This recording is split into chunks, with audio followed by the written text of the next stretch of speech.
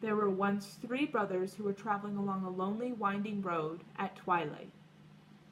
This is a sentence that most people know and can recognize from the last Harry Potter movie. This line starts the reading of a wizard fable that the protagonists of the series used to defeat their villain, Voldemort.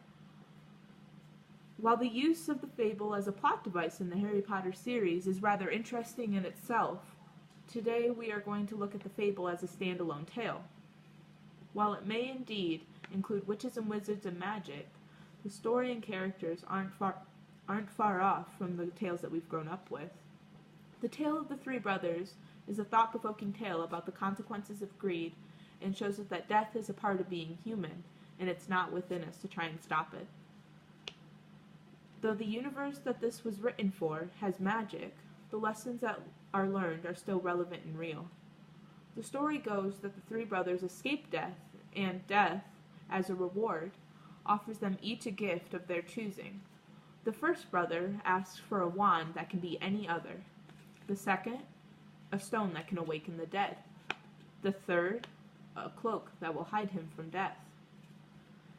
After leaving, the first brother is killed by his own wand, the second by himself. But the third brother lives a long life. Death could not find him, and only after growing old and raising a family does the third brother give his cloak to his son and greets death as an old friend and an equal. Each brother and gift presents its own moral, but the overarching theme is that human efforts to evade or overcome death are always destined to disappoint. The last brother is the only one that seems to know this. In the Harry Potter books, many seem to oppose that view and believe that the rumors saying that if you unite all of the objects, you become master of death and presumably cannot die. The books never prove or disprove this, but instead show us the many attempts of the characters to achieve the master of death and their ultimate deaths. The theme of overcoming death that will lead to death is one that we can see in our own world. The way we can think about this is with the quote, "Hope springs eternal." This quote is from Alexander Pope in the poem An Essay on Man. The full quote goes, "Hope springs eternal in the human breast. Man never is, but always to be blessed. The soul, uneasy and confined from home, rests and expatiates in a life to come."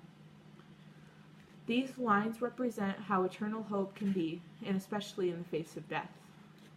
Hope was too much for the two brothers, and they were ultimately killed because of it.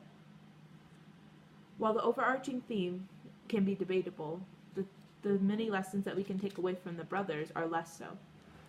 The first brother, with his new wand in hand, boasts about his power, and that night is killed by thieves looking for unbeatable power. This wand then gets passed from wizard to wizard as each owner is slaughtered for the wand.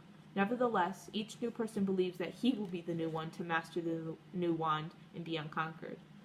This tells us of the consequences of greed and of not learning from others' mistakes. The second brother uses his stone to first bring back his dead wife, but soon finds that she's not really alive because nothing can really bring back the dead.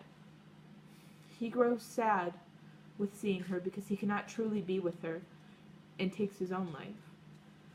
This teaches us a lesson that isn't as easily stated. The lesson is that we cannot let grief overtake us. Grief is something that almost everyone is familiar with, and it's something that we are expected to get over. But the cold hands of grief are slow to relinquish, and more often than not, we are enveloped in it. My own father became enveloped in grief of my brother's passing and ended up taking his own life. An article of The Conversation called "Death in Families, When Normal Grief Can Last a Lifetime" talks about this unrelenting grief that the second brother, my father, and so many others experience, and it discusses the open wound of grief in its entirety. The last brother's lesson pertains more to the overarching theme, but can also include what we've learned from the other brothers. The last brother asked death for a cloak that will hide him from death, and went on his way. He lived a long life and had a family, only to remove the cloak in his old age and greet death as an equal and an old friend. The lesson of greed can be applied here as the last brother humbly asked for something to hide him. He did not want unlimited power or to live forever, just to live the life he was given.